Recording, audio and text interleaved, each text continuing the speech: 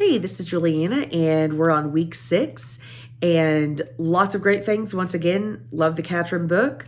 I think the very first thing I want to talk about quickly is the very short chapter 19, about pace and tempo and rhythm, because those are something that I really struggle with as a director.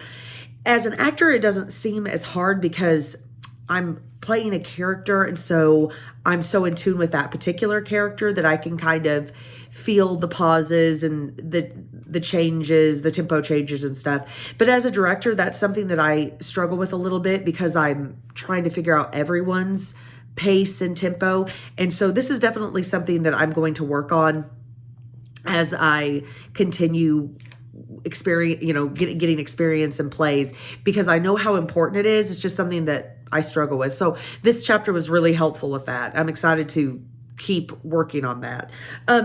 The next thing that I thought was really interesting was this benign neglect. And again, I work with adults, I do community theater as well, but the majority of the time I'm working with high school students, 9th through 12th graders, and then sometimes younger students when we do like a children's play. And this benign neglect that they talk about, I think, is so interesting because it's basically, asking them to solve a problem themselves without me stepping in to solve it. And teenagers especially have this, have that issue because they're so used to like a parent solving it for them or a teacher solving it for them. And so not only is this a great directing technique to let the actors solve it themselves, and and also it goes along with what happens if you're in the middle of the play and you forget your line, and so I think that's another good thing another thing that's really good for them to work on. How are you going to help each other? You have to listen to each other.